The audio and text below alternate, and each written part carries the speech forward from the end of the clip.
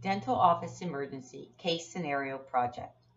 This instructional video will provide step-by-step instructions for successful completion of the assignment. This case scenario assignment has two parts: a video role play and a PowerPoint presentation. The presentation will include a description of the emergency, signs and symptoms, treatment options, and preventive precautions. Reference Module 1415. Each student is assigned a group in a specific dental office emergency. Use the scenario assigned to you to role play the emergency in the dental office. As the author-director of your role play, you have the responsibility to plan and orchestrate this video. At the end of this instructional video, examples for this assignment will be available. A PowerPoint template is provided and required for completing this assignment. The opening page of your PowerPoint video should resemble this page. Remove all red font and replace the information required with black font. You should also change the PowerPoint presentation to an attractive background design. This is an example of the information required on your introductory slide to your PowerPoint presentation. The second slide of your presentation will include the details to the case scenario that has been assigned to you. Slide 3 of the PowerPoint presentation will be the recorded role play. Use your cell phones to record this exercise. Once the role play has been taped, insert this video clip into the PowerPoint presentation. Instructions for inserting videos into PowerPoint is provided at the end of this lecture. Enjoy the two example presentations. The assignment requirements have changed since these videos were created.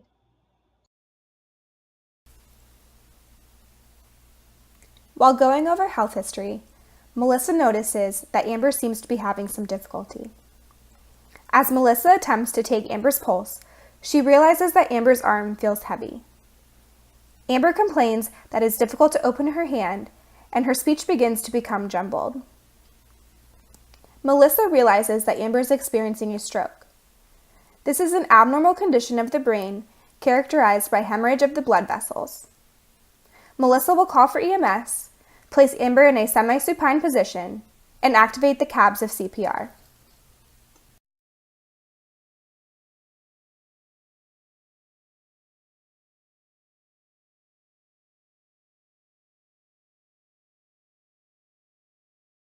The first step when treating epistasis is to identify the mechanism of injury and define the severity. This will determine the course of action. The clinician should wear personal protection attire.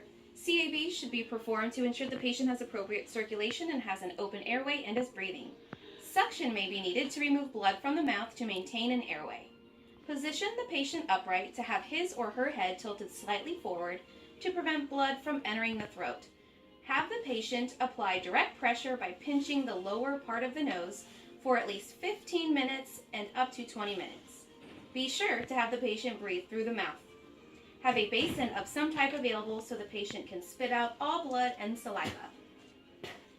Then place an ice pack over the bridge of the nose. Doing so may help with vasoconstriction. The patient should not blow his or her nose, although doing so may aid in hemostasis. Most nosebleeds will stop with direct pressure. However, if the bleeding does not stop, it could be a more serious condition and the patient should be referred to the emergency department for evaluation and treatment. Treatment that may need to be performed in the emergency department, including cauterizing the area using silver nitrate or packing the nostrils. If sufficient blood loss occurs, the patient may require a blood transfusion, and laboratory tests may be performed to determine the etiology of the epistasis.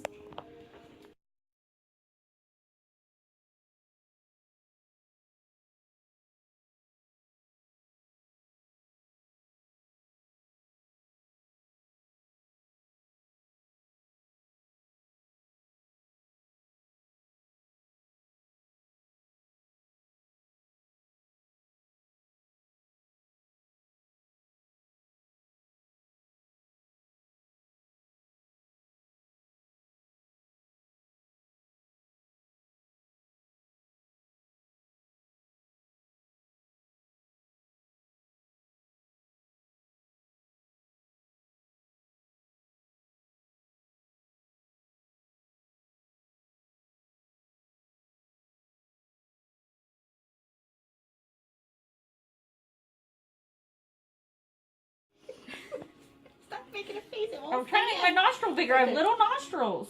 Okay. The following slides will provide information to further understand the medical emergency that you have been assigned. Slide 4 will focus on a definition of the emergency. Provide images to enhance the understanding, if possible. Slide 5 in your presentation is designated for stages associated with the emergency, should they exist. Provide images, if possible. This slide may be deleted if your emergency does not have stages of severity. Slide 6 in your presentation is designated to the various types of categories of your assigned emergency, should they exist. Provide images if possible. This slide may be deleted if this does not apply to your emergency. Slide 7 will be devoted to signs and symptoms. List the various signs and symptoms of the emergency. Use more than one slide if needed. Provide images and labeling if possible. Take a look at this example slide for your referencing. Slide 8 will be devoted to preventive procedures. Provide instructions for preventive measures for this emergency in the dental office. List instructions and present images if possible. Slide 9 will be devoted to treatment options. Provide instructions for treatment of this emergency in the dental office. List them and present images if possible. The following is a list of instructional videos that will assist in completing your PowerPoint presentation.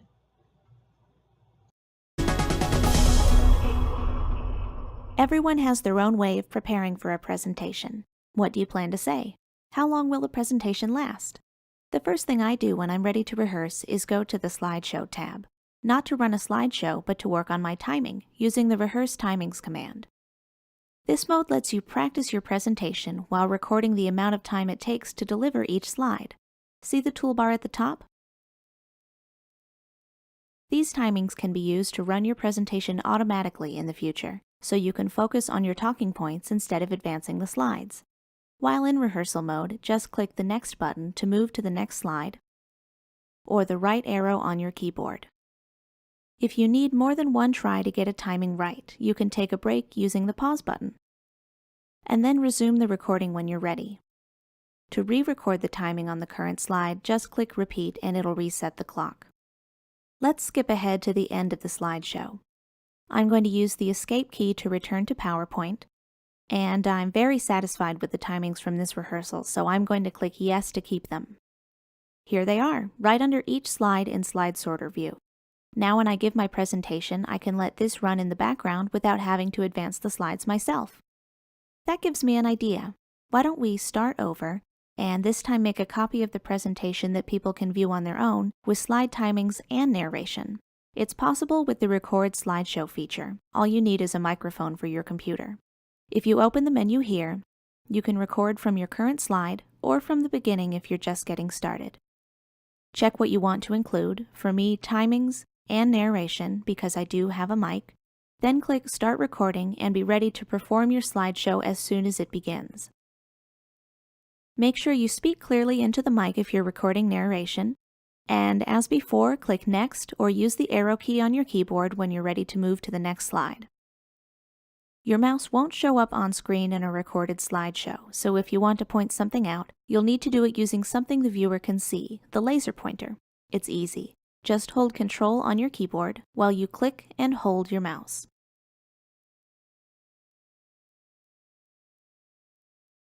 When you're finished, press the Escape key.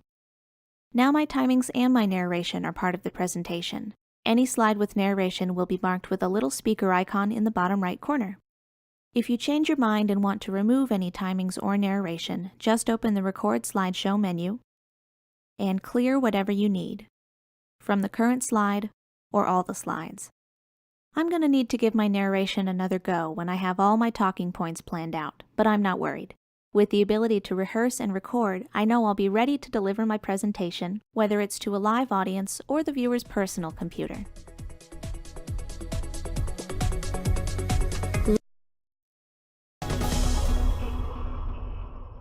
The presentation I'm working on is almost done. I've typed up everything I need to share about the company's new wellness program. The only thing missing? Pictures. It's easy to insert a picture from a file or add clip art using the placeholders on your slides. All you have to do is click the icon. There are lots of ways to add an image, even if your slide doesn't have a placeholder. It all starts with the Insert tab.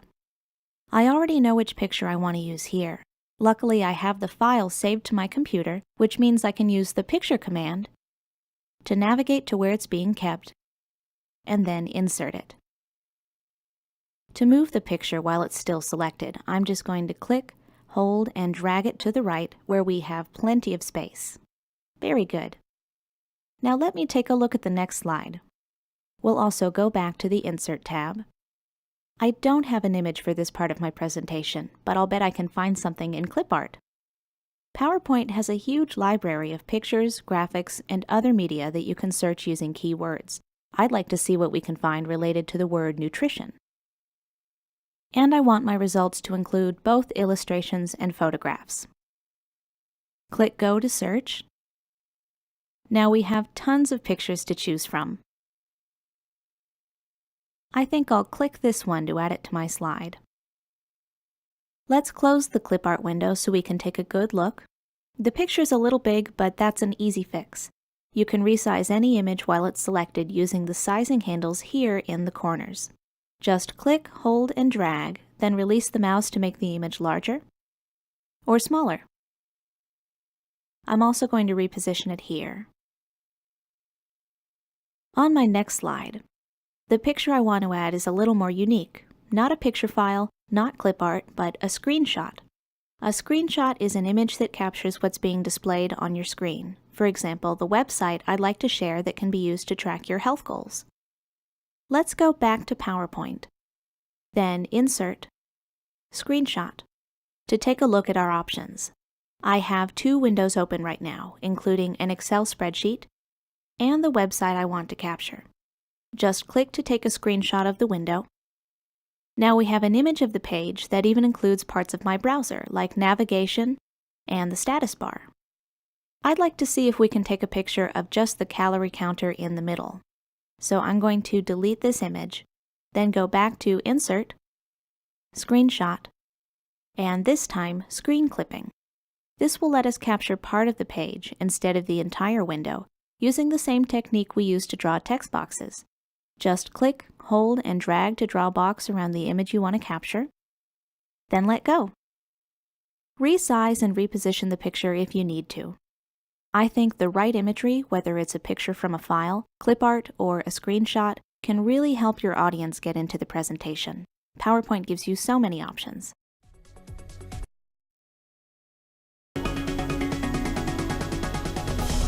Once you've added pictures to your presentation, you'll want to make them look as good as possible. And that could mean adjusting the color, or the brightness and contrast, or even just adding a border. To begin, click on the picture, and then go to the Format tab. And I want to start by cropping this picture. Click on the Crop command, and you'll see these black handles appear. And you'll need to make sure that the mouse is right over the black handle so that you don't accidentally grab a resizing handle. Then just click and drag. And I'm just cropping it a little bit. When you're finished, click the Crop command again. Just below that is a drop-down arrow, and if you go to Crop to Shape, you can choose what shape you want your picture to be. I'd like the picture to have rounded corners, so I'll go with the rounded rectangle. For some of your pictures, you may want to add a border. I want to create a gold border so it'll match the heading. And I can't really see the border right now, so I'm going to change the weight to 3 points. Most images aren't perfect, and that's where the Corrections menu comes in. This is found in the Adjust group. From here, you can sharpen and soften the image, or you can adjust the brightness and contrast. For this one, I'm just going to make it sharper to help bring out the detail. If you want to adjust the color, you can just go to the Color command. And here you can adjust the saturation, the color tone, or you can even recolor the image. I'm going to adjust the color tone to make the picture look a little bit warmer. I think this picture looks good now, so I'm going to go through and see if any of the other pictures need adjustments. This picture already looks really good, but there are a couple of things we can do to spice it up a little bit, specifically artistic effects and picture styles. From the Format tab, go to Artistic Effects and just hover over the different options until you find one that you like. Depending on what your picture looks like, some of them may look better than others. This one looks like a pastel drawing, which I think works well with this picture. I'm also going to choose a picture style. And these can add various types of frames and other types of effects to your picture. And the metal frame looks good. With all of the pictures in this presentation, the file size is probably pretty large, and that might be a problem if I want to email it to somebody. To fix that, I'm going to compress the pictures. In the Adjust group, click the Compress Pictures command. And here you have the option of deleting the cropped areas of pictures and also changing the target output. Email will give you the lowest resolution, which means the file size will be as small as possible.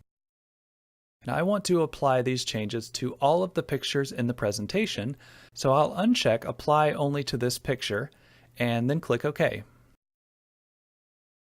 You may have noticed that the picture adjusted a little bit, and that's because compression lowers the quality of the picture. So there is a trade-off, and you'll have to decide whether you want higher quality images or a smaller file size.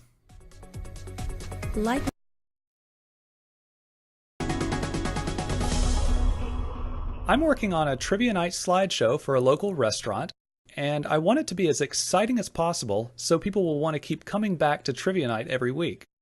I want to spice it up a little bit by adding background music, sound effects, and other sounds to some of the slides. On the first slide, I'd like to add some intro music. To get started, go to the Insert tab and click the Audio drop-down arrow. There are 3 different ways to insert audio. For this one, I want to use one of the built-in audio files, so I'll go to Clip Art Audio. Here you can type your search terms, and I'm looking for something groovy. And then click Go. There are a few different ones to choose from, and if you want to preview the file, you can click the drop-down arrow and go to Preview Properties, but I know this is the file I want, so I'll just click on it to add it to the slide. And it may take a few seconds. Now once it's there, you can listen to it by clicking the play button.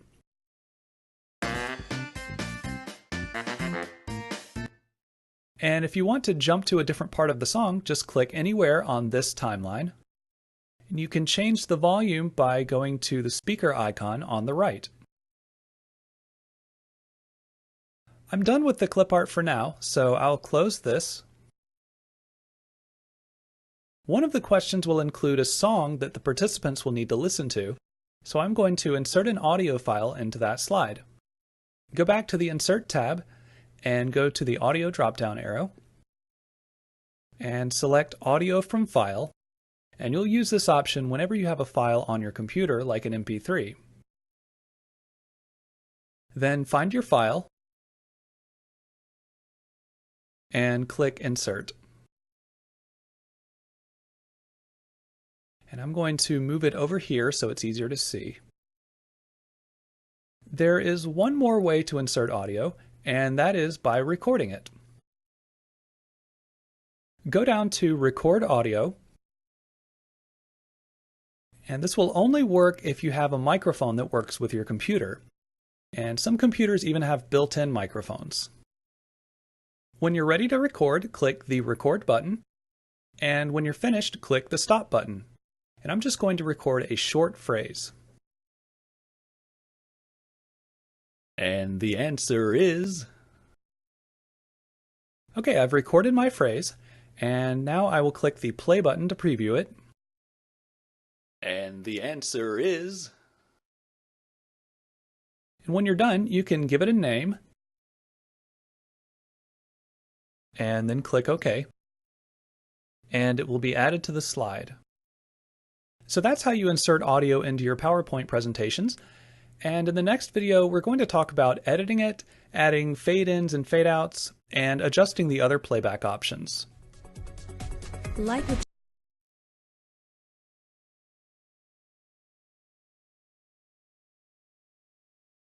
Now that we've added some audio files to our presentation, we need to edit them a little bit so they'll play back correctly.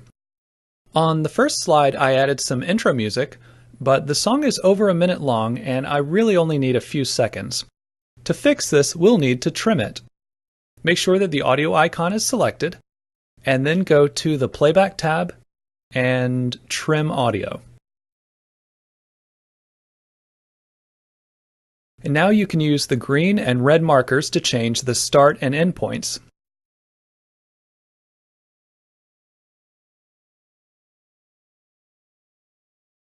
To preview it, click the play button.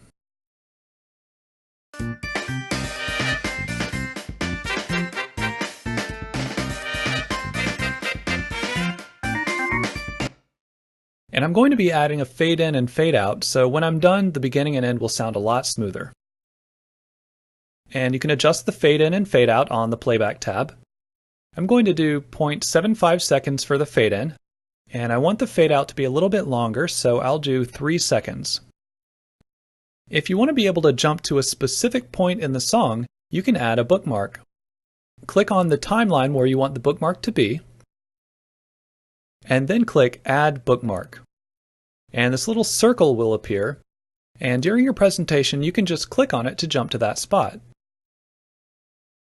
If I played the slideshow right now, I would have to click on the audio icon to start the music, but I would prefer if it started playing automatically. You can change this by going to the Audio Options group on the Playback tab, and where it says Start on Click, you can change this to Automatically. And there are some other options that you can change here. You can have the audio file loop continuously until you stop it. You can rewind it after it's done playing. You can hide the audio icon, and you can adjust the volume. And now I'm going to start the slideshow to test the intro music. And it starts playing automatically.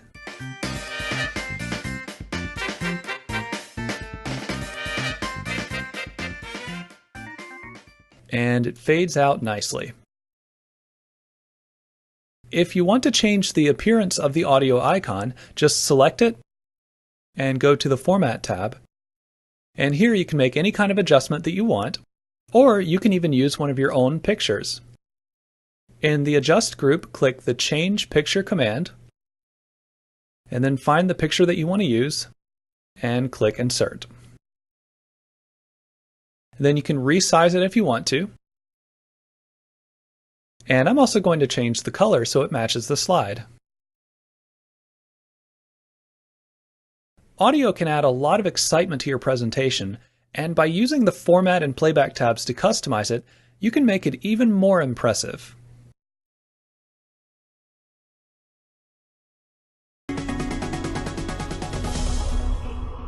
Sometimes if you're giving a presentation, you may have a video that you want to show your audience. And to keep everything seamless, you can play the video directly on a slide in your PowerPoint presentation. In this Trivia Night slideshow, some of the trivia questions require the audience to view a short video and then guess who the actor or actress is. So I'm going to add a video just above the question. First, go to the Insert tab, and then click on the Video drop-down arrow. To add a video from your computer, select Video from File. And then just find your file and click Insert. And then wait for it to add the video. And with larger files, this could take quite a while. Just like with pictures, you can resize videos and you can move them wherever you want.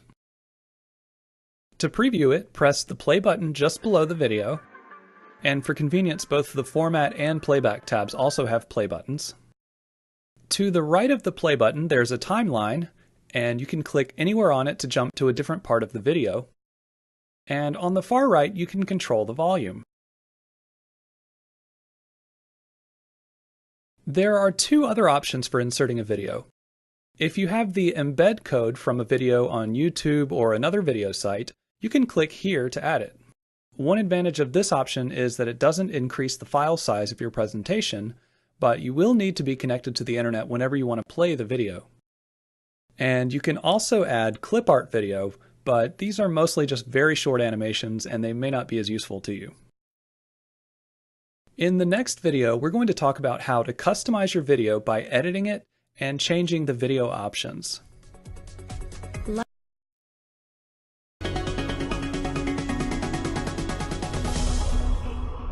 I've added a video to my presentation, but I still need to make a few changes so it will play back exactly how I want it to. First, make sure your video is selected, and then go to the Playback tab. In some of your videos, you may just want to play an excerpt, and you can use the Trim Video command to get rid of the parts that you don't want. In the dialog box, you'll see green and red markers, and you can click and drag these to change the start and end times.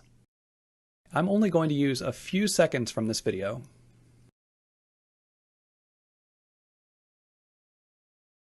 Then you can click play to preview it. Here she is. She is single and fun-loving.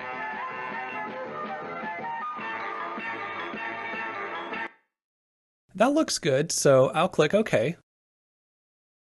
To give it a little more of a polished look, you can add a fade in and a fade out.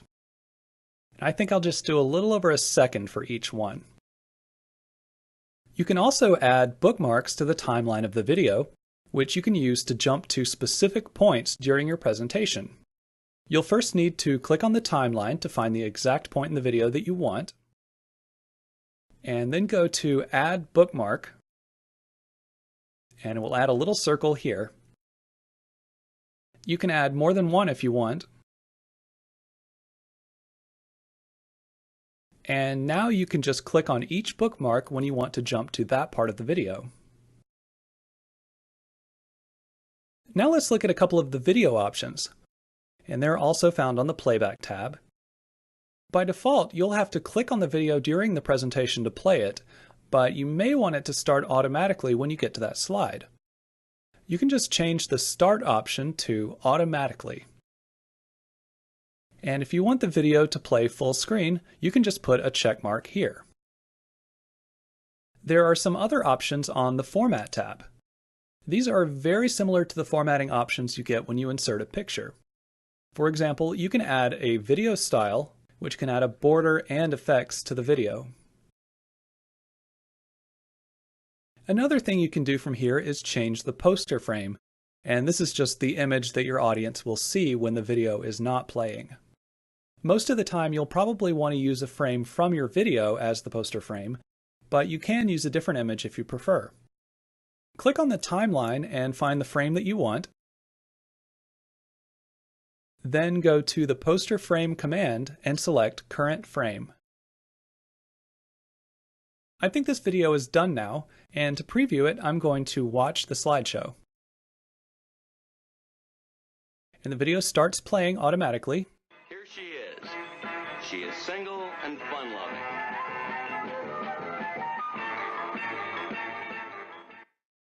And when it's finished, it goes back to the poster frame image that we chose. And that's it. So you have a lot of different options on the Format and Playback tabs that you can use to tailor your videos to your presentation. Like what you that you can do with it is that you can save and send it, and then you can send it and publish those slides by creating a video, and that'll create a WMV file format, and the whole thing will be in one single video. Keep in mind that if you do this, it's going to take some time for the computer to process all that you have created in your slideshow. But it seems like it incorporates all the recorded timings, narrations, laser pointer gestures, includes all the slides, and preserves animations, transitions, and everything. So it is very powerful and very helpful for you to utilize this for your lectures, for classroom lectures, without having to purchase any additional technology. So to create the video, you would click on File, choose Save and Send, and then Create Video, and Create Video again, and you just give it a file name.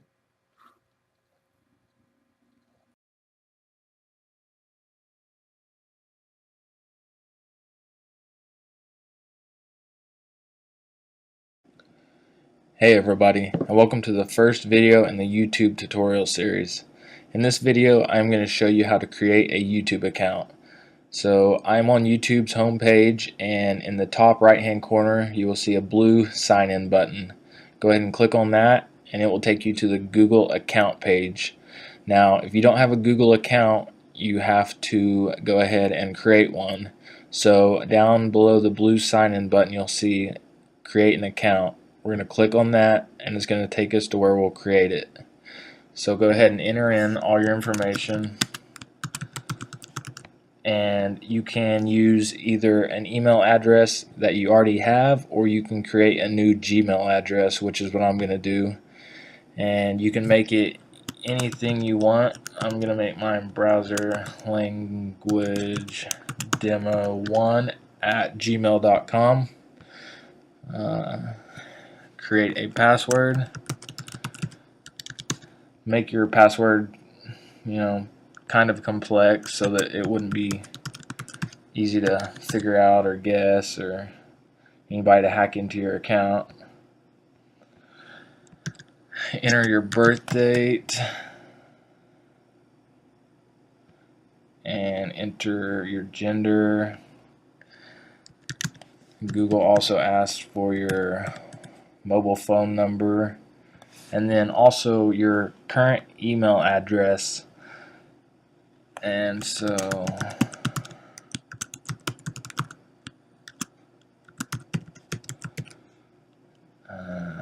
then you gotta type in the text you see in the picture and also written next to the picture to show that you're not some spammer or anybody that isn't supposed to be on there.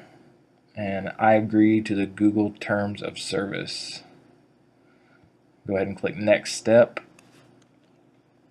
and it will then take you to this page. You can add a photo if you want to your account, but I'm just going to go ahead and hit Next Step. It will then take you to this page. It says you now have a new email address, and it's browserlanguagedemo1 at gmail.com. Just go ahead and click this blue button that says Back to YouTube, and you are now signed in. It will ask you if you want to subscribe to any of these channels. You can just hit Next, and then here are some channels for you also. Go ahead and hit Cancel, and you are now on the YouTube homepage and you are signed in to YouTube. So that is how you create a YouTube account, and if this was helpful, please click the subscribe button and subscribe to my channel. It is below this video. And in the next video, I will show you how to change your YouTube channel name. So thank you for watching. If you have a existing Google account, you pretty much already have an account with YouTube, since they pretty much took them over a little over a year and a half ago. If you don't have an account, it's real easy. Just go ahead and create an account, but I already have an account, so let me get signed in real quick.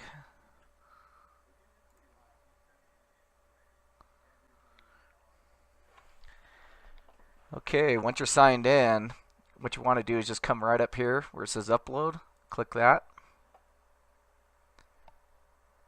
Now I need to do is go ahead and find my file.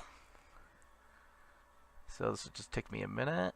I usually save it on an external hard drive to keep the internal hard drive on my computer freed up. Okay. And once you figure out your file, go ahead and hit open. Now, depending on your internet speed and how fast your computer is, will be how fast this will load up. I got pretty fast internet here, so while this is going, go ahead and start filling out the title. You can add the description. Tags are very important. These are keywords that people are going to be able to find you, so very important to put some good keywords in there. If you do, let's see what else we got here for you. This is where you can be public, unlisted, or private. If you just want to have personal family or friends to see it only, you can go private with it. I want to keep this public. I can post to my subscribers, custom messages, category. It's always good to maybe pick a category in here for yourself. And thumbnails. So once it does process, you can pick a thumbnail. So I'll just click one which I'll like to save there. And let's see, is that everything else? That's pretty much most of it right there. Oh, here's another thing too. If you guys are out there for monetizing your video, what this is one way of making money on your video, basically by them putting advertising. So what you do is you can sign up, and once you do sign up, just make sure once you do upload a video, just click that. And these are the different kinds of ads you could do for making money on. And I just usually click them all, save changes. And advanced settings, you can really, if you want to allow comments, users can vote on you, users can view ratings of this video, allow video responses, allowed, or you can do all or approved. So, and then there's obviously you can go through and do some other stuff here. So the basic info is the real big one, and this is the one you really gotta look on doing, and then you should be all good to go. So anyways, I hope this really helped you.